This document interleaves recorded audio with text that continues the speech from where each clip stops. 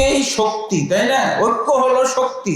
এই শব্দটা, এই বাক্যটা আমাদের মধ্যে থাকা সত্ত্বেও আমরা বিভক্ত জাতি। বিভক্তির মধ্যে কোনো শক্তি থাকতে পারে না। বিভক্তি হলো ঐক্যের সম্পূর্ণ বিরোধী। যে সমাজে বিভক্তি থাকে ওই সমাজের মুখে, ওই সমাজের সদস্যদের মুখে ঐক্য শব্দটাই বেমানা। ঐক্য শব্দটাই তাদের ব্যবহার করা, উচ্চারণ করা হারাম মনে করি। যতগুলো দল খুলে বসে আছি, তারপর আবার ঐক্য ঐক্য বলি কি করে? ومن أحسن قولا ممن دعا إلى الله وعمل صالحا وقال إنني من المسلمين وقال النبي صلى الله عليه وسلم طلب العلم فريضة على كل مسلم. الحمد لله. আল্লাহ তাবারক ওয়া তাআলার অসংখ্য অগণিত গুণগান, তারিফাত এবং সানা ও শুকরিয়া যে আল্লাহ তাবারক ওয়া তাআলা আমাদেরকে ইহইয়াস সুন্নাহ কনফারেন্স 2025 আয়োজন করার আল্লাহ তৌফিক দান করেছেন। আল্লাহর কাছে দোয়া করি আল্লাহ যেন আমাদের এই আয়োজনকে কবুল করেন এবং এই আয়োজনের সাথে আমরা যারা একাত্মতা পোষণ করেছি, আমরা যারা দূর দূরান্ত থেকে, পাশে থেকে বা দূর দূরান্ত থেকে এসে এই কনফারেন্সকে সফল করছি, আল্লাহ তাবারক ওয়া তাআলা আমাদের সবাইকে কবুল করুন, আল্লাহুম্মা আমিন। তা আমি এখন সংক্ষিপ্ত বক্তব্য দিব, পরে ইনশাআল্লাহ বিস্তারিত আলোচনা করার চেষ্টা করব ইনশাআল্লাহ, যদি আল্লাহ সুযোগ দান করেন। অবশ্যই আপনাদের সামনে আবার আসব, যেহেতু আমি আজকে এই কনফারেন্সের সভাপতি। আমাদের বাংলাদেশের সংস্কৃতি হলো সভাপতির কোনো আলোচনা থাকবে না, বক্তারা আলোচনা করবে আর সভাপতি শুধু শুনবে, আর কোনো যদি মন্তব্য থাকে তো মন্তব্য করবে। কিন্তু ইনশাআল্লাহ আমিও আপনাদের উদ্দেশ্যে কিছু কোরআন এবং হাদিস থেকে আলোচনা করব। আর আমাদের এই যে কনফারেন্স আমরা আয়োজন করেছি, এর উদ্দেশ্য মূলত দাওয়া ইলাল্লাহ, আল্লাহর দিকে মানুষকে দাওয়াত দান করা এবং ইলম প্রচার প্রসারের অংশ। দুটাই হলো ইসলামে অত্যন্ত গুরুত্বপূর্ণ বিষয়। ইলম হলো ইসলামের সবচেয়ে বড় ফরজ, এর চেয়ে বড় ফরজ আর ইসলাম ধর্মের ভিতরে মুসলমানদের জন্য নাই। আর এই ইলম প্রচার হবে কিসের মাধ্যমে? দাওয়াতের মাধ্যমে। আলহামদুলিল্লাহ। এবং দাওয়াত আর ইলমের মাধ্যমে আমরা তো কয়েকটা বিষয়ে বেশি আলোচনা করি। একটা হলো ইলমের গুরুত্ব, আর একটা হলো আমলের গুরুত্ব, আমলের প্রয়োজনীয়তা, আর একটা কি? দাওয়া ইলাল্লাহ, আল্লাহর দিকে দাওয়াত দান করা। ইলম আমল করার পর আল্লাহর দিকে আমরা সেই ইলম এবং আমলের জন্য ডাকবো। আর ইলম আমল দাওয়াতের মাধ্যমে আমরা মুসলিম জাতিকে ঐক্যবদ্ধ করব। ঐক্যবদ্ধ করার জন্য আর কোনো পথ নাই। ইলম আমল দাওয়াত, তারপরে আসবে কি? ঐক্যবদ্ধ হওয়া।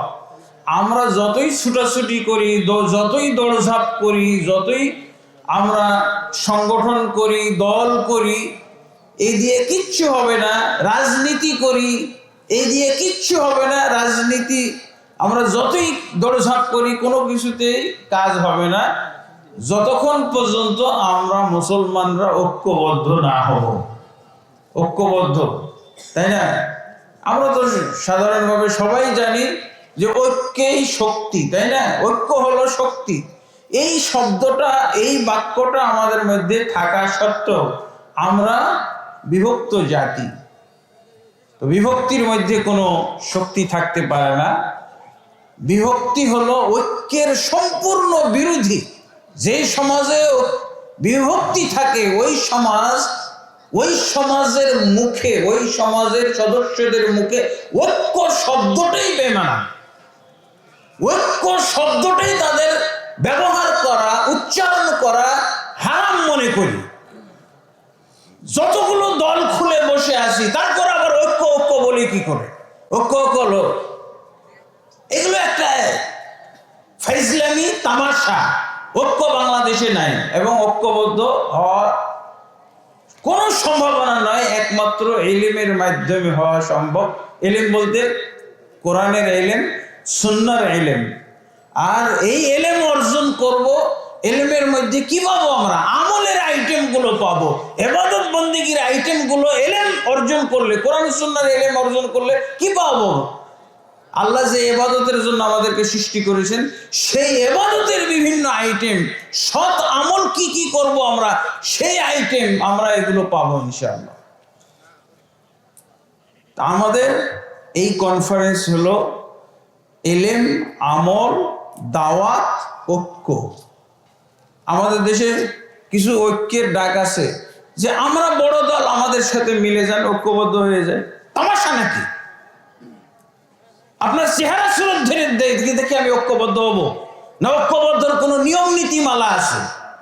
ঐক্যবদ্ধ হওয়ার নিয়ম নীতিমালা, সেই নিয়ম নীতির মালার ভিত্তিতে আমরা ঐক্যবদ্ধ হব। তো আলহামদুলিল্লাহ, আমাদের যে কনফারেন্স, আমাদের যে দাওয়াত, এর বৈশিষ্ট্যটা আপনাদের কাছে এই সংক্ষিপ্ত বক্তব্য, 5-7 মিনিটের এই বক্তব্যের মধ্যে তুলে ধরলাম। এরই বিস্তারিত আপনারা শুনবেন বিভিন্ন বিষয়ের মাধ্যমে এবং বিভিন্ন আঙ্গিকে যে বক্তারা আলোচনা করবেন ইনশাআল্লাহ। আমাদের উদ্দেশ্য, আমাদের নিয়ত আপনাদের কাছে তুলে ধরলাম। এবং আলহামদুলিল্লাহ, আপনারা যারা কষ্ট করে এখানে এসেছেন, আমাদের সাথে একাত্মতা পোষণ করেছেন, আমাদের এই দাওয়াতকে আপনারা পছন্দ করে এসেছেন, আমরা ধরে নিচ্ছি। আল্লাহ তাবারক ওয়া তাআলা আপনাদের এই প্রচেষ্টা, আপনাদের কষ্ট করে আসা, এবং অনেকেই দূর দূরান্ত থেকে এসেছেন। হ্যাঁ, নীলফামারী থেকে গতকালকে কিছু ভাই এসে গেছেন। আল্লাহু আকবার। ইলম অর্জনের জন্য কষ্ট করা তো এটা সালাফে সালেহিনদের রীতিনীতি, তাই না? হাজার হাজার মাইল অতিক্রম করতেন ইমাম বুখারী, ইমাম এই যে যারা হাদিসের গবেষক, যারা হাদিস সংগ্রহকারী, মুহাদ্দিসিনে কিরাম, ইমাম বুখারী, ইমাম মুসলিম, ইমাম আবু দাউদ, তিরমিজি, নাসাই, ইবনে মাজাহ, আহমদ বিন হাম্বল, তাদের জীবনীগুলো আপনারা পড়েন। এই হাদিস সংগ্রহ করার জন্য, ইলম সংগ্রহ করার জন্য দেশ বিদেশে তারা ছুটে গেছে।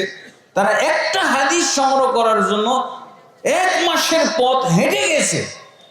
আলহামদুলিল্লাহ। তো আমাদের এখানে আপনারা বক্তব্য শুনবেন, আর বক্তব্যের পাশাপাশি আমরা যে ইলম প্রচারের জন্য জ্ঞানের ভান্ডার হিসেবে যে আমরা গ্রন্থ, বই পুস্তক আমরা সংকলন করি, আমার নিজের লেখা প্রায় 50-এর উপরে বই আছে, গ্রন্থ আছে। তার অনেকগুলো গ্রন্থ আমরা ইহয়া সুন্নাহ ফাউন্ডেশন থেকে ছাপিয়েছি, আপনারা গেটে পাবেন ইনশাআল্লাহ। আপনারা গেট থেকে সংগ্রহ করে নিতে পারবেন। কালেমার মর্ম কথা, বিভক্তির, বাংলাদেশে বিভক্তির চিত্র এবং ঐক্যবদ্ধ হওয়ার সূত্রাবলী কি হবে, এই বিষয়ে আছে। সালাতের ব্যাপারে, সালাত সম্পাদনের পদ্ধতি, সালাত ত্যাগকারীর বিধান, তারপরে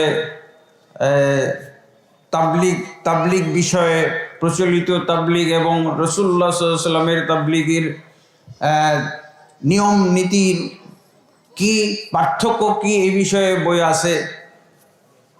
এবং আলহামদুলিল্লাহ আরও অনেক বিষয়ে, আরও অনেক লেখকের কিতাবপত্র আপনারা নিয়ে যেতে পারবেন।